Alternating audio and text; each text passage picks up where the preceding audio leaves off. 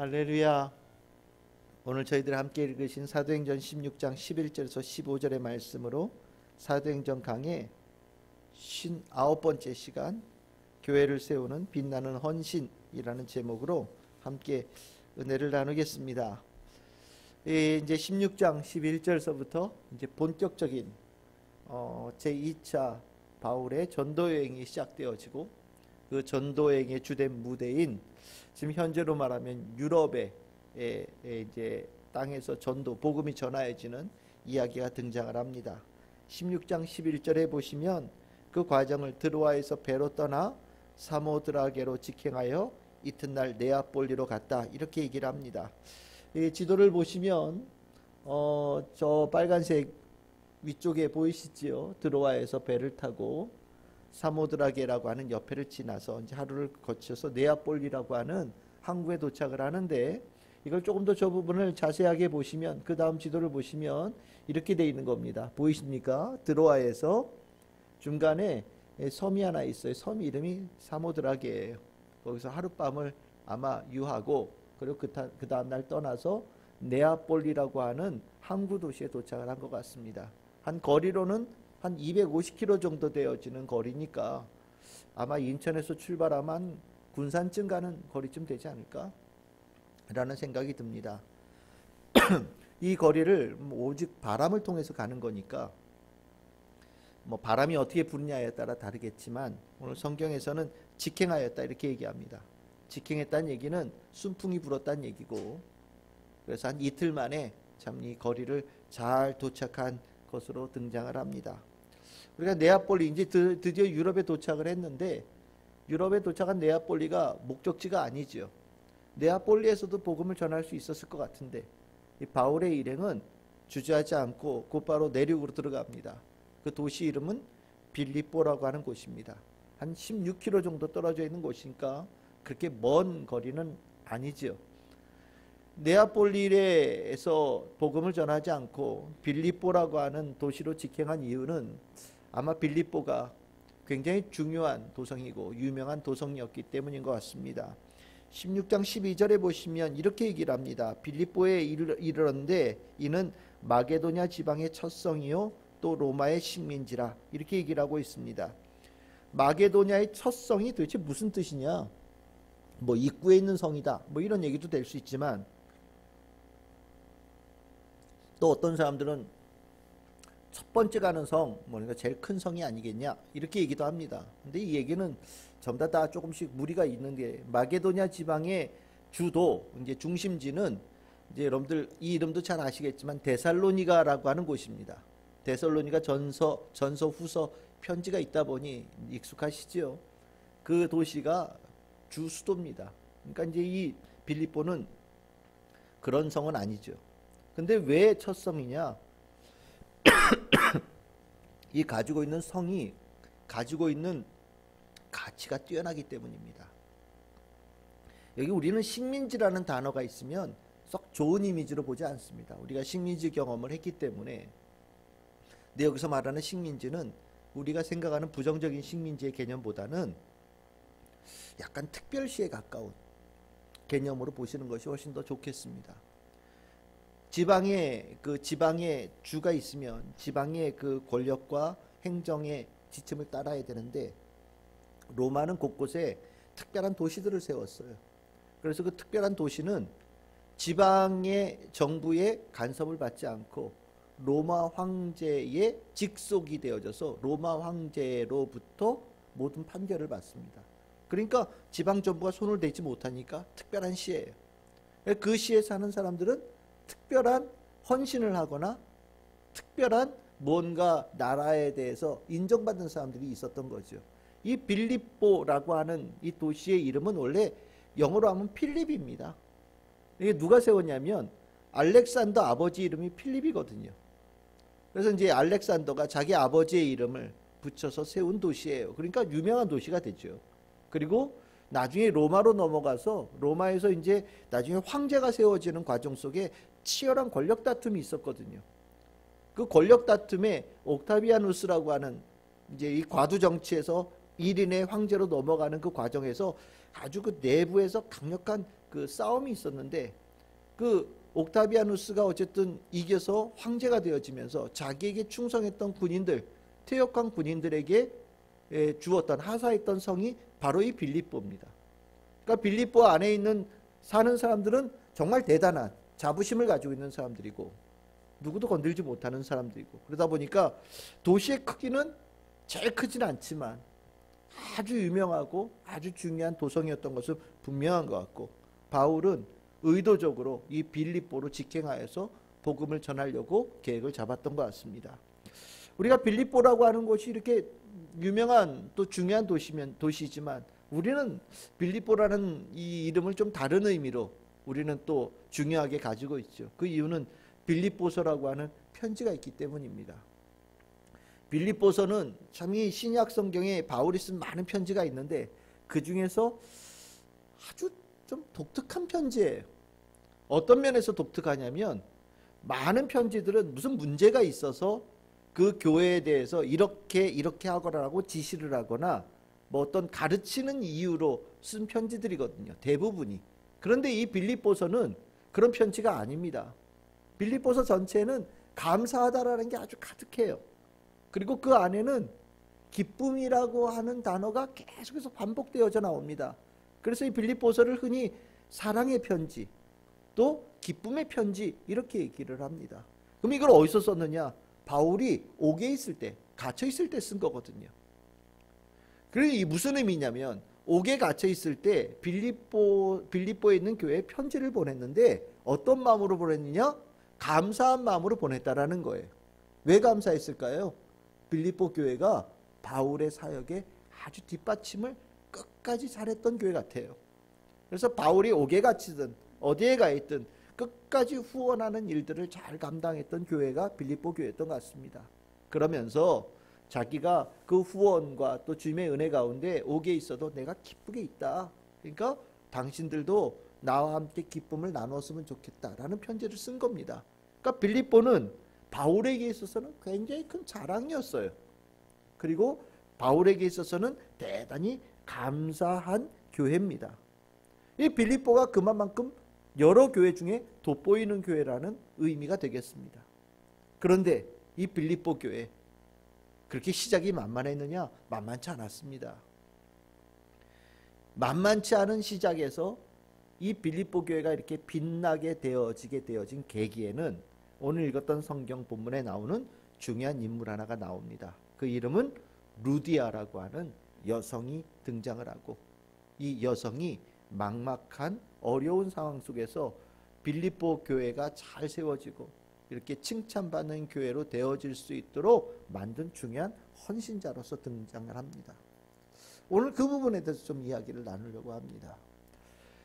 바울이 이 아시아 지역, 터키 지역에서 계속해서 머물려고 했던 이유들이 있었던 것 같아요. 그 이유는 거기에는 유대인들이 꽤 많이 퍼져 살았던 것 같고, 그래도 유대인이 퍼져 있었다는 얘기는 복음을 전하기가 좀 수월했다라는 얘기가 됐을지도 모릅니다. 반면에 유럽은 상황이 좀 달랐어요. 유대인들의 숫자가 좀 적었던 것 같고, 가는 데마다 복음을 전하기가 썩 수월치 않았던 것 같습니다. 그 상황이 빌립보라고 하는 도시에 도착하자마자 경험하기 시작합니다. 빌립보에 도착하는 그 과정에 여러분들 우리 보시면 아시겠지만 드로아까지 하나님께서 여기저기 이끄셔서 거기에 땅끝 마을에 도착을 했는데, 거기서 하나님께서 꿈속에서 마게도냐 한 사람이 나타나고 건너와서 우리를 도와달라고 하는 그 간곡한 청함을 마음에 깊이 새기고 아주 즉시로 준비하여서 출발하는 바울의 모습을 보지 않았습니까? 마침 가는 길도 아주 순풍이 불어가지고 잘 가게 되어진 거예요. 이런 과정에서 유럽에서 하나님께서 베푸시고자 하는, 성령께서 베푸시고자 하는 참 놀라운 축복이 있을 것 같다는 기대를 하고 갔는데, 막상 도착한 빌립보는 자기가 생각한 것과는 완전히 모양이 좀 달랐던 것 같습니다. 한 번도 이런 모습의 바울이 복음을 전했던 모습이 등장하지 않아요. 16장 12절 하반절에 보시면 빌립보에 도착한 바울이 무엇을 했느냐?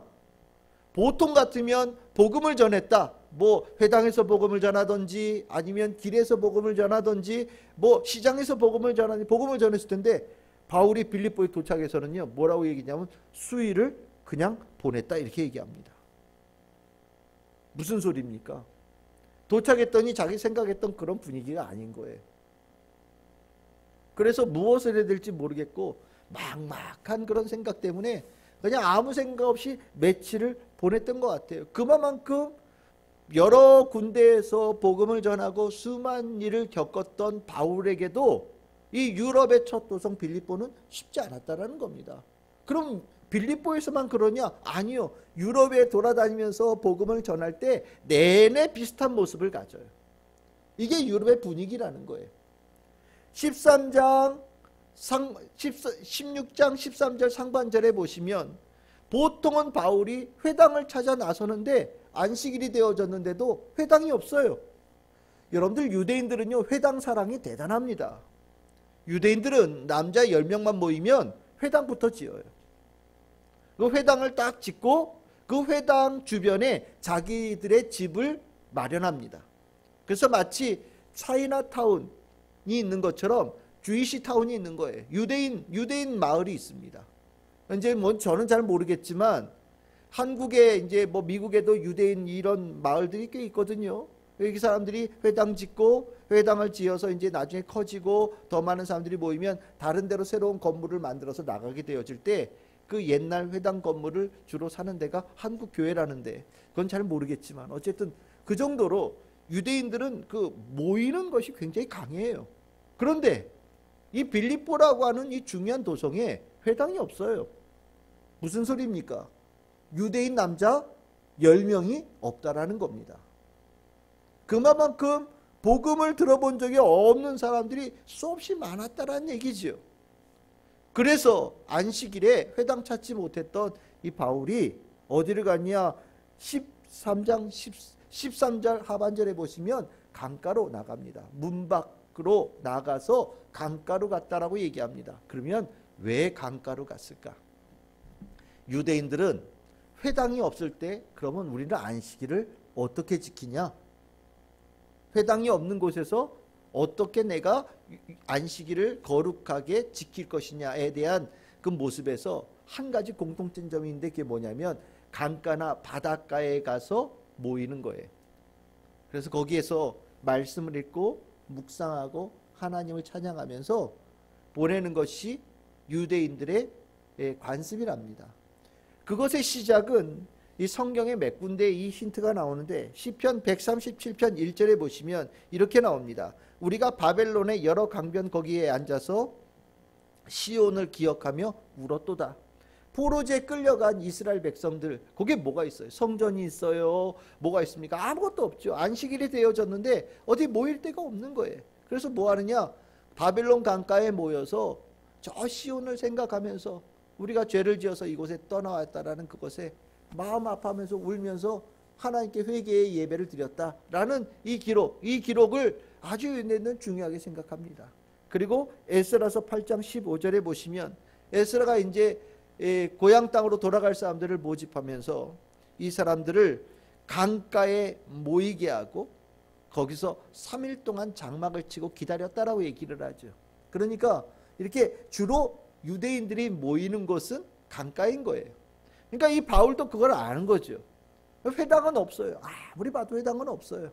이거 어떻게 하느냐? 안식일이 되어져서 혹시 개별적으로 믿음을 가지고 있는 사람들의 모임이 있을까 해가지고 문 밖을 나와가지고 드디어 문 밖을 나와서 강가를 뒤지기 시작하는 거예요. 혹시 유대인들이 모여있는 곳이 있을까 해서. 그래서 강가를 쭉 뒤졌더니 13절 하반절에 보니까 몇몇 사람들이 정말 모여 있어요. 몇몇 사람들이 모여 있는데 성경에는 뭐라고 되어져 있습니까? 여자들이다 이렇게 얘기를 합니다. 여기 남자도 좀 섞여 있으면 남녀의 무리가 모여 있었다 이렇게 얘기를 하겠지만 여자들이 있었다라는 얘기를 보면 아마 남자는 없었던 것 같아요. 여자들이 모여서 예배를 드렸던 것 같습니다. 이게 기쁘다고 해야 될지 슬프다고 해야 될지 어쨌든 하나님을 믿는 사람이 있다라는 것은 너무나도 기쁜 일인데 당시는 남자들 위주로 돌아가고 있는 사회이다 보니까 그 몇몇의 여자는 실은 복음을 전하기에는 너무 미약한 사람들인 거예요. 여기까지 보시면 이것이 유럽의 상황이었어요. 별로 할 것도 없고 뭘 해야 될지도 모르겠고 회당도 없고 믿는 사람들이 있는데 아주 적고 그 적은 사람들이 별로 힘도 없는, 여기서 복음을 전하라고 하나님께서 보내신 이유, 성령께서 이끄신 이유, 정말 바울에게는 막막했을 거라는 생각이 듭니다. 여기에 교회가 세워져 아마 제가 바울이었다고 한다면 꿈도 꾸지 못했을 거예요. 아, 여기에 교회가 세워지는 거는 불가능할 것 같아. 그러면 유럽에 교회가 앞으로 세워질 일은 굉장히 어렵겠구나 라는 생각이 들었겠죠. 그런데 여러분들, 하나님의 일은 참 특이하잖아요. 사람 수로 일하지 않으셔요. 하나님은 사람 수가 아니라 하나님께 헌신되어진 자, 그 작은 사람을 통해서 일하십니다. 때로는 의도적으로 하나님께서는 더 숫자를 줄이시고 더 미약한 자를 통해서 일하심을 통하여서 사람의 힘으로 되어지는 것이 아니라 하나님께 주시는 은총으로 되어진다는 것을 많은 사람들이 깨닫고 믿을 수 있도록 의도적으로 만드시기도 하십니다. 대표적으로 이 이야기가 여러분들이 잘 아는 사사기에 나오는 기드온 이야기죠.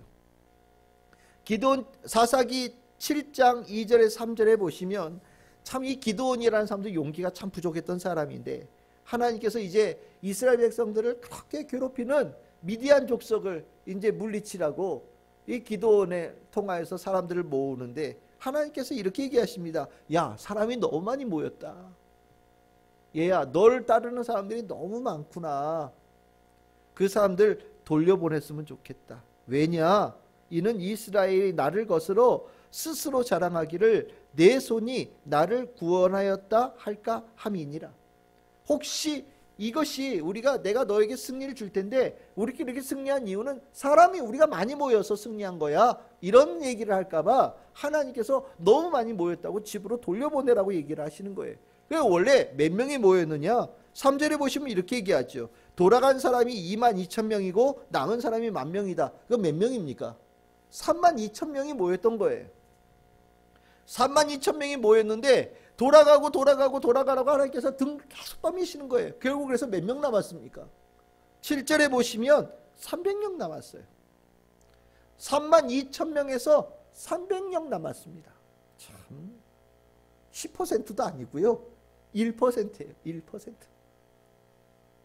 1% 300명을 데리고 미디안 족속을 물리치시는 하나님의 능력을 나타내시는데 바로 이거지요. 하나님께서는요, 많은 자들을 통하여서 일을 하시는 것이 아니라 헌신되어진 하나님께서 사용하신 특별한 사람, 그리고 미약한 자들을 통해서 일하시는 분이 하나님이셔요.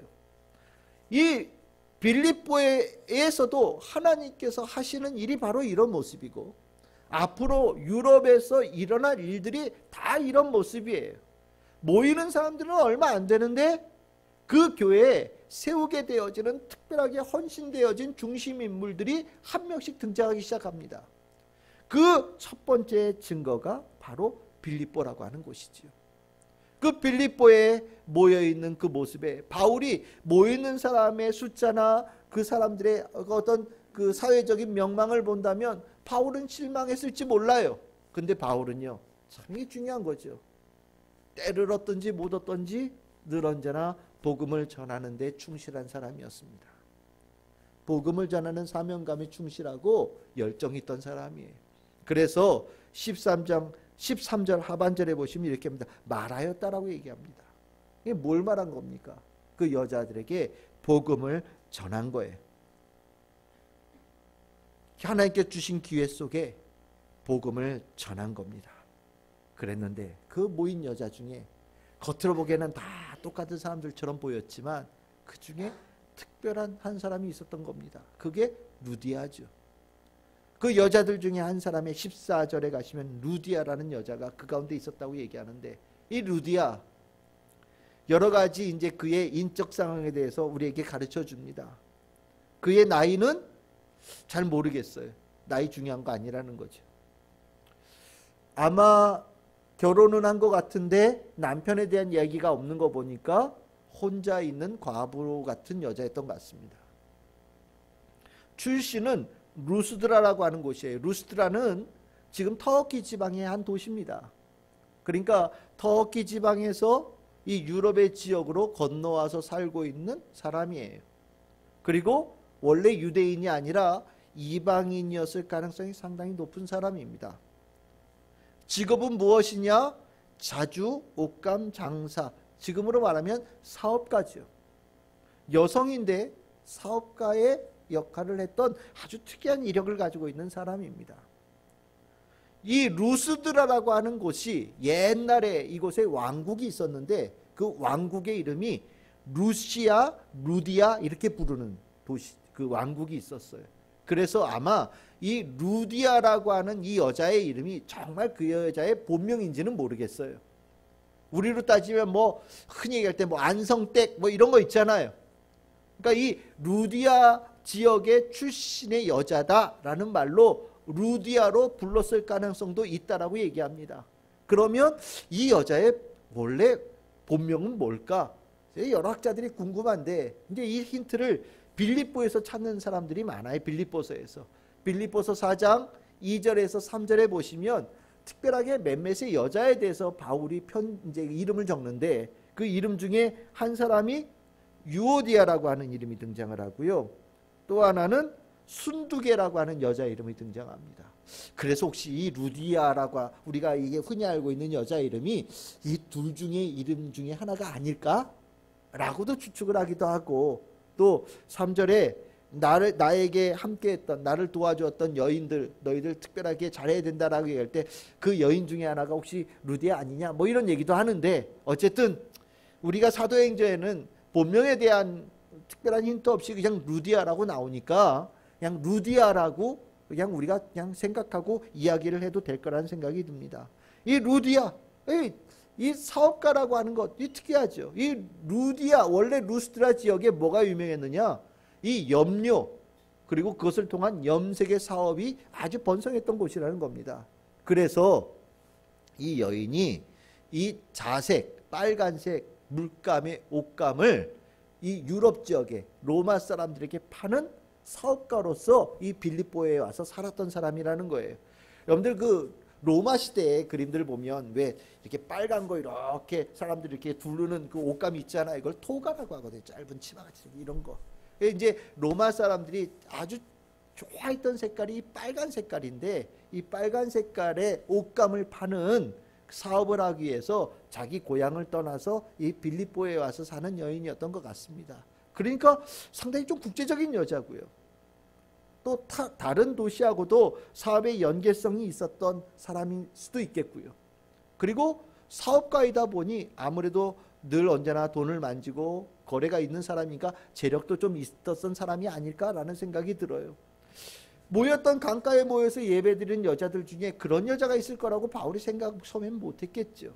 하지만 하나님께서는 그 자리에 겉으로 보이기에는 별로 특별해 보이지 않는 여자지만 하나님께서 특별하게 예비하신 사람이 그곳에 있게 하시고 이 여자를 통하여 여자와 바울이 만나는 일고 그 가운데서 앞으로 유럽에 복음이 전하게 되어지는데 크게 도움이 되어지는 인물을 의도적으로 하나님께서 세우셨던 것 같아요.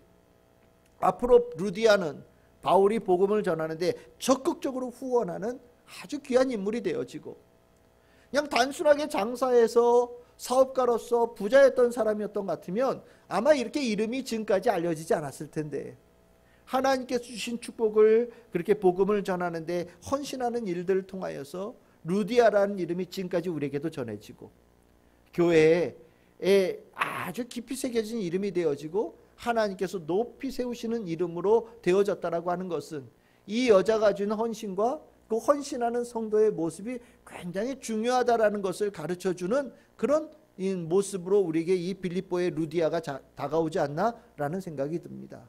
이 루디아는 이런 인적 사항이 있었는데 이 여자의 믿음은 좀 더 특별했던 것 같습니다. 16장 14절에 보면 이렇게 얘기를 합니다.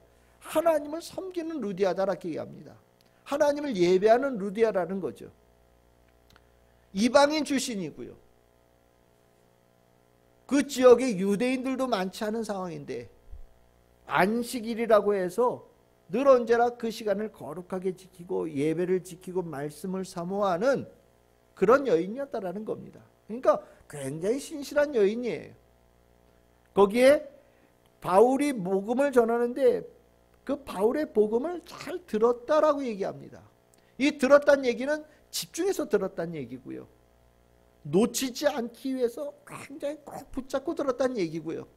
굉장히 그 복음을 전하는 것을 사모한 여인이었다라는 거예요. 거기에 많은 여인들이 있었지만 그 중에 특별하게 바울이 전한 복음에 대해 굉장히 말씀을 사모하는 여인이 바로 루디아라고 하는 이 여인이었다라고 얘기를 합니다. 그리고 그 여인의 그 모습을 주님께서 귀하게 여기셔서 뭐라고 했냐? 하나님께서 그 여인의 마음을 열어주셨다라고 얘기를 합니다. 사모하는 여인에게 마음을 열어주셨다. 이 연다라고 하는 단어가 중요한 거죠. 이 연다라고 하는 단어는 진리를 만나는 것이고 하나님의 나라를 보는 사람이고요. 하나님 예수 그리스도의 그분의 본질을 보게 되어지는 눈을 갖게 되어진 것을 연다라고 표현합니다. 그래서 이 똑같은 단어가 여러 군데 등장을 하는데 사도행전 7장 56절에 보시면 그 스데반이 하늘을 우러러볼 때 하늘이 열렸다라고 얘기를 합니다. 비록 그는 지금 죽음 앞에 있지만 하나님께서 스데반을 기뻐하시면서 하나님께서 그의 영혼을 받아주시겠다라고 인정하시는 것을 그가 하늘이 열리는 것을 보았다라고 얘기해요. 그 열렸다라고 하는 단어가 이 루디아 마음을 열었다는 단어와 똑같은 단어예요.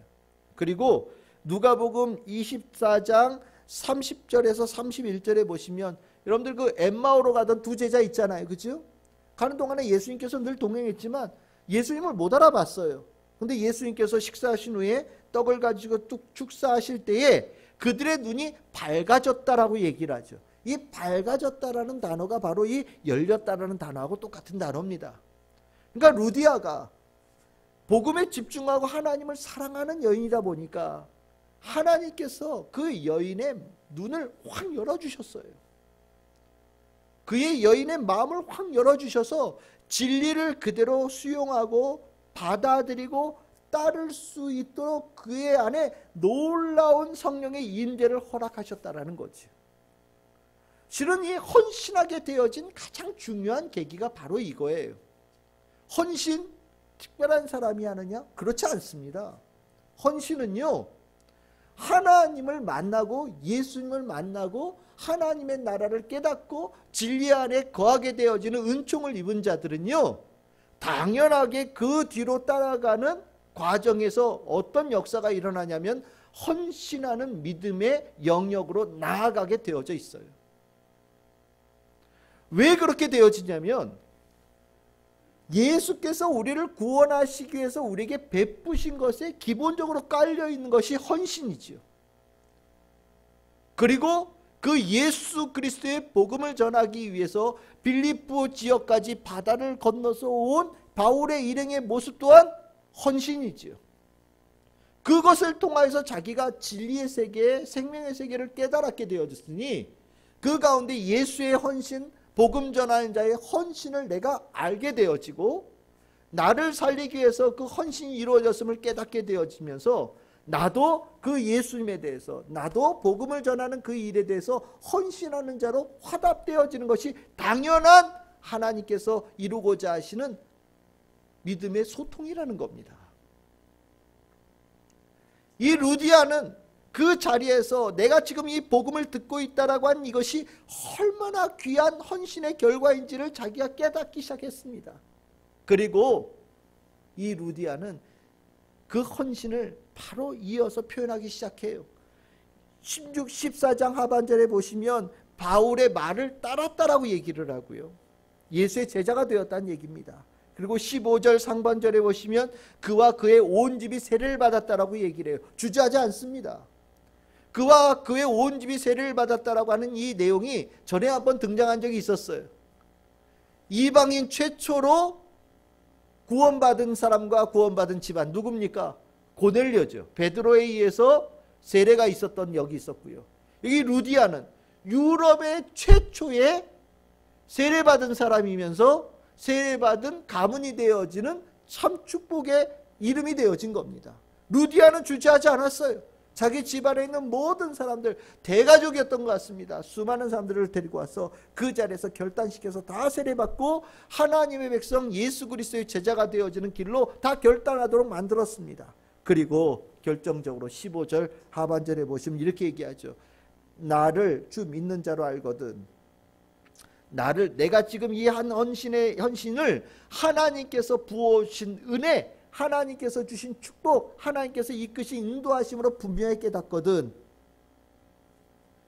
이제 내 집을 주의 복음을 전하는 중심지, 핵심 지역으로 삼아달라고 간청하기 시작합니다. 잘 생각해 보십시오. 바울의 일행들은 다 남자예요. 루디아는 과부입니다. 많은 사람들이 생각할 때 여자가 남편 없이 살아가는 집에 남자가 여러 있어 쭉 들어갔다라고 할 때 소문이 안 좋게 날 수도 있다라는 걱정이 들 수 있지 않겠습니까? 그리고 루디아 잘 몰라요. 바울 지금 본 지 얼마 안 됐어요. 근데 이 여자에게 놀라운 변화가 일어나는 거예요. 이건 바울도 깨닫지 못할 정도로 급속한 변화였습니다. 주저주저했던 것 같아요. 그랬더니 이 루디아가 어떻게 하냐, 강권하였다라고 얘기합니다. 강권하여서 머물게 했다라고 얘기를 해요. 강권했다는 얘기는요, 강제로 힘으로 붙잡았다라는 거예요. 눌러 앉혔다라는 겁니다. 그만큼 루디아의 결심이 확고했다라는 거예요. 내 집에 머물라라고 얘기하는 것은 자기의 집을 교회로 내놓았다라는 거예요. 바울 빌립보에 도착했는데 어디 갈 데도 없어요. 만날 사람도 없어요. 뭘 할지 모르는 막막한 상황 속에서 루디아가요, 유럽에 하나님의 나라를 이만큼을 내준 겁니다. 그리고 그 내준 그 곳을 통해서 놀라운 역사가 일어나는 일이 일어나고, 지금까지 유럽이 전 세계의 문화의 중심, 힘의 중심이 되게 만들었던 기독교가 전파되어지는 첫 발자국이 이 루디아의 집에서 시작되어졌다는 거죠. 그 루디아의 집에서 복음이 전하게 되어질 때 이 헌신이 있었다는 것은 굉장히 중요한 의미를 가지고 있다는 겁니다. 헌신이요, 하나님께서는 헌신을 기다리셔요. 그리고 헌신하는 자를 축복하십니다. 이 헌신을 통하여서 교회가 세워지고, 헌신을 통하여서 하나님의 나라가 세워지고, 헌신을 통하여서 교회가 교회다워지고, 헌신을 통하여서 이 세계에 소망이 일어나고 하나님의 뜻이 이루어져가는 역사가 일어나는 겁니다. 헌신하는 성도들은요, 하나님의 나라와 하나님의 나라의 일에 동참하게 되어지는 축복의 일이 일어나고, 그 헌신하는 그곳에 귀한 열매들이 맺혀져 갑니다. 실은 우리나라도 이 헌신을 통하여서 복음이 전해지고, 헌신을 통하여서 교회가 세워지는 아주 대표적인 은혜 입은 나라입니다. 우리는 알지 못하였을 때 전 세계에서 가장 못 사는 나라가 어디냐, 가장 불쌍한 나라가 어디냐, 가장 복음이 들어가지 못해서 척박하고 가장 낮은 나라가 어디냐라고 찾았을 때 찾았던 나라가 어디냐면 이 조선 땅이라는 거예요. 저 중국 옆에, 일본 옆에 조그맣게 껴있는 나라가 있는데, 저 나라는 완전히 이리 치고 저리 치여가지고 어쩔 줄을 모르는 나라인데, 저 나라에 복음이 들어가야 되겠다. 정작 우리는 아무 생각 없이 사는데 전 세계에 살아가고 있는 정말 헌신적인 믿음의 사람들이 이 조선 땅을 향해서 기도했고, 그 기도하는 가운데에 수많은 선교사들이 어디에 있는지도 모르는 나라를 향해서 배 타고 이 땅에 들어온 거지요. 그 헌신들이 정말 처음에 집 하나 사고 교회 세우고 이런 일들을 통해서 이 땅에 교회들이 세워져 간 겁니다. 우리나라가 남북한이 이렇게 나눠져 있으니까 북쪽에서 가장 복음이 성행했던 곳이 어디냐? 평양이라고 얘기를 합니다. 그러면 남쪽은 어딜까요? 남쪽에서 복음이 가장 크게 번성했던 곳이 여러분들 어디라고 알고 계십니까? 바로 공주입니다. 공주에 가면 오래된 교회들이 질비해요. 근데 그 공주에 제일 먼저 세워진 교회 이름이 뭘까요? 그렇죠. 공주 제일교회죠. 근데 그런 줄 그랬잖아요. 공주에 제일 첫 번째 세워진 교회 제일교회. 그 다음에 나오는 교회는 공주중앙교회 뭐 이런 교회들이 생기는 겁니다. 공주제일교회 어떻게 생겼느냐? 1903년에 맥길이라고 하는 선교사가 순회하다가 공주 땅에 간 거예요. 그래서 초가집 2개를 산 겁니다. 하나는 진료소, 하나는 예배당. 그래서 그림이 요 다음 그림이 있는데, 아니요, 그 전 그림이요. 이거예요. 1903년에 처음 있었던 교회의 모습이에요. 근데 이때는 순회하는 선교사여서 상주하는 선교사가 아니었던 겁니다. 그러다가 2년 뒤에 1905년에 샤프라고 하는 선교사가 여기에 상주하면서 복음을 전하기 시작합니다. 근데 이 공주가 양반도시래요. 그래서 복음이 안 들어가는 거예요. 그래서 믿는 사람들은 저 천민들, 종 같은 사람들, 이런 사람들만 믿는데 2년을 열심히 전도했는데도 얼마 안 늘었대요. 그래서 초가집에서 예배드는데 아무 문제가 없었답니다. 그런데 1907년에 평양에서 대부흥운동이 있었잖아요. 그 부흥운동의 불이 이 공주 땅까지 전해진 겁니다. 그래서 공주에서 부흥회를 열었는데 이 부흥회를 통하여서 수많은 사람들이 교회에 몰려들기 시작했다라는 거예요. 그 얼만큼? 이 조그마한 초가집에 200명이 모여서 예배를 드렸대요. 그래 예배를 드릴 수가 없잖아요. 비가 오면 비 피할 데도 없고. 그러니까 이제 이 지역이 감리교 선교 지역이었는데 이 샤프 선교사가 이 미국 감리회에 우리가 지금 사정이 이런데 너무 많은 성도들이 모이는데 우리가 지금 교회는 요만하다. 우리가 예배를 드릴 수가 없는데 이걸 좀 도와줬으면 좋겠다라고 미국에 편지를 보냈답니다. 우리가 모인 사람들이 돈이 없는 사람들이어서 조그마한 초가집 하나 땅 하나도 살 수 있는 돈이 없는 동네 사람들이다. 좀 도와줬으면 좋겠다. 미국의 감독이 미국 사람이 감독 목사님이 그 얘기를 이렇게 보면서 이걸 어떻게 독지가가 와서 좀 도와줬으면 좋겠는데 누가 했으면 좋을까? 그래서 이제 가는 데마다 저 조선 땅에 이런 곳이 있는데 복음을 듣고 수많은 사람들이 모여드는데 예배당이 작아서 예배당에 다 사람들 수용하지 못하는 상황이 있다. 누가 좀 도와줬으면 좋겠다. 라고 광고를 하기 시작했다라는 거예요. 근데 그러고 나서 1년 뒤에 어느 날 비 오는 날 한 신사가 이 목사님을 찾아왔다는 겁니다. 그리고 그에게 선교원금을 내놓으셨다라는 거예요. 당시 이제 우리는 이제 그런 걸 이제 조금 알지만 누가 기증을 하면 그 이름을 대서 무슨 예배당 이렇게 짓지 않습니까? 그러니까 이제 이 감독님이 당신의 이름을 가르쳐 주시면 그 공주라는데 그 조선의 공주라는데 교회를 예배당을 세울 때 당신 이름을 붙여서 예배당을 하겠습니다. 이름을 알려주십시오. 그랬더니 이분이 오른손이 아니라 왼손이 모르게 하는 게 맞다. 그래서 이름을 안 가르쳐 주시고 가셨다라는 거예요. 그래서 미국에 있는 감독이 이제 공주에 있는 샤프 선교사한테 편지를 보내면서 이 헌금은 어떤 분이 보낸 헌금을 보내니까 이거 가지고 교회를 세워라 라고 얘기를 하면서 어떤 분이 보냈느냐, 옆구리에 우산을 끼고 온 사람이, 비 오는 날이었으니까 옆구리에 우산을 끼고 온 한 신사가 성도가 보낸 헌금이다 이렇게 보냈다라는 거예요. 그래서 그 돈을 가지고 세운 교회가 바로 이 교회예요. 기역자 교회. 이 교회 예배당을 어떤 이름으로 했느냐, 끼었다 협, 우산 산, 그래서 협산자 예배당, 협산자 예배당이라고 하는 예배당을 지어서 200명 이상이 들어가는 예배당으로 만들었다는 겁니다. 그러니까 이 공주의 제일교회는 처음에 초가집 2개도 선교사의 헌신, 그리고 사람 더 많이 예배 드릴 수 있도록 미국에서 어떤 이름 모를 사람이 보낸 그 헌신을 통해서 교회가 세워진 거죠. 공주 땅에 조그마한 초가집 하나 예배당 세워질 때 이게 그렇게 큰 일이랄까 생각했겠습니까? 그런데 이 조그마한 초가집 하나 누군가 헌신했던 이 기역자 협산자 예배당, 이것이 공주의 놀라운 역사를 이루어냈어요. 그래서 이 교회가 나날이 번창하여서요, 나중에 사람이 너무 많이 늘어나서 이 예배당도 다 쓸 수 없는 그런 상황이 되어지고 1930년에 일제시대 한참 지나가는 그때에 공주에 사는 성도들이 돈을 모아서 예배당을 짓기 시작했습니다. 그게 그 다음 그림에 보시면 저 건물이에요. 잘 안 보이시죠? 공주 제1교회 1930년에 세워진 벽돌로 세워진 예배당입니다. 일제시대 때 이 공주 제1교회는 폐쇄도 당했어요. 민족대표 33인 중에 한 분이 교회 목사님, 담임 목사님이셨고요. 이 공주 제1교회가 민족운동의 주축이었던 교회입니다.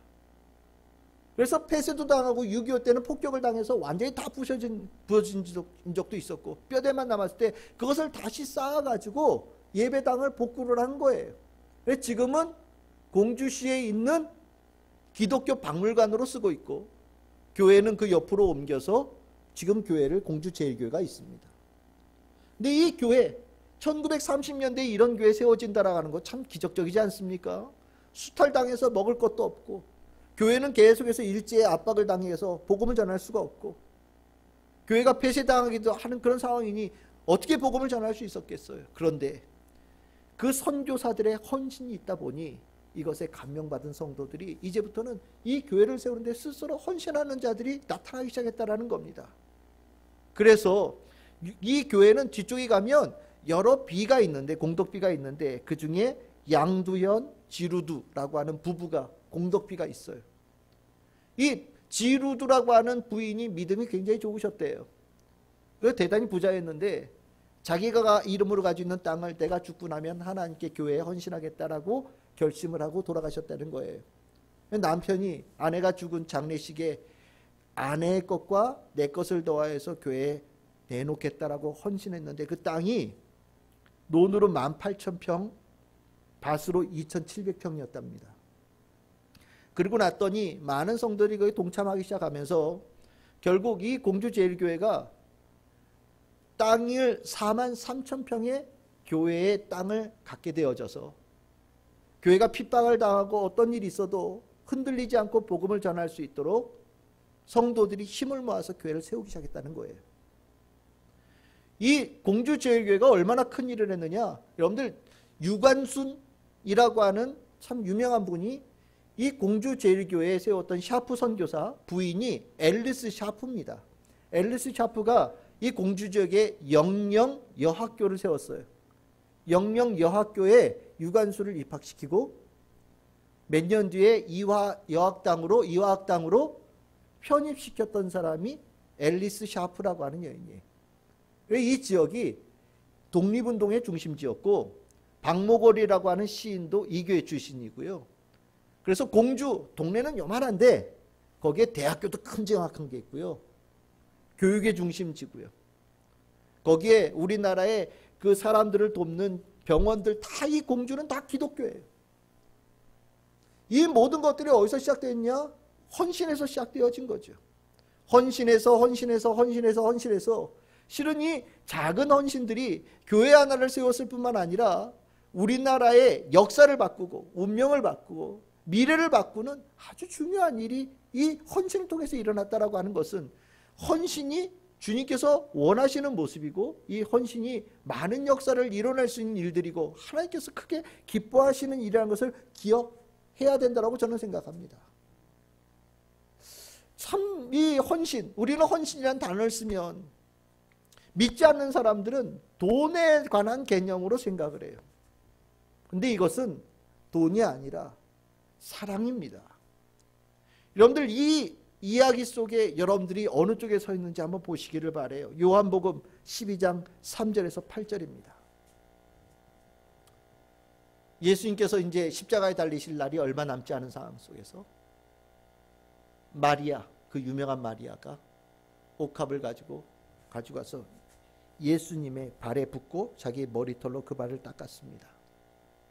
온 집안의 향유 냄새가 진동했다고 얘기를 합니다. 그런데 이 모습에 가룟 유다는 대단히 불만을 가지고 있었죠. 돈 아까운 짓이야 라고 얘기를 했습니다. 이 마리아의 모습이 돈 아까운 허비입니까? 아니면 주님 앞에 드리는 헌신입니까? 이 마리아의 모습이 불필요한 행동입니까? 주님께 합당한 행동입니까? 마리아의 행동이 특별한 어떤 한 사람의 행동입니까? 아니면 예수의 사랑을 깨달은 모든 성도들이 따라가야 될 모습입니까? 여러분들의 머릿속에 판단하시기를 바랍니다. 우리는 돈에 의해서 지배받는 삶을 살고 있어요. 모든 것을 돈으로 환산해요. 내 값어치도 돈으로 환산하고 시간도 돈으로 환산해요. 누군가의 피해를 줬을 때도 돈으로 환산해서 얼마면 돼? 라고 해결합니다. 실은 우리는 완전히 돈에 지배받고 살고 있어요. 그런데 주님께서는 우리에게 돈으로 지배받는 삶을 원하지 않으셔요. 하나님께서는 우리에게 믿음과 사랑으로 운영되어지고 그것에 물들어진 삶을 원하십니다. 만약에 우리가 구원받을 때 예수님께서도 하나님께서도 돈에 대한 개념으로 우리를 보신다면 너 이만큼 죄 졌으니 벌금 얼마, 추징금 얼마, 그리고 헌신 얼마, 돈 내라고 하셨을 거예요. 그런데 하나님 예수님은 우리에게 그런 걸 원하지 않으셔요. 아낌없이 독생자를 내어주시고 주저하지 않고 십자가를 지시는 헌신과 사랑을 통하여서 우리들의 죄를 사해 주시죠. 결국 그것을 통해서 우리에게 보여주신 것은 세상이 아무리 돈으로 돌아갈지라도 성도들은 돈에 의해서 지배받는 삶으로부터 벗어나야 된다는 것을 얘기하시는 겁니다. 헌신은 우리가 예수 그리스도의 사랑, 하나님의 사랑으로 물들어진 삶을 살게 되어졌다라는 것을 내가 주님께 보여드리는 중요한 믿음의 모습입니다.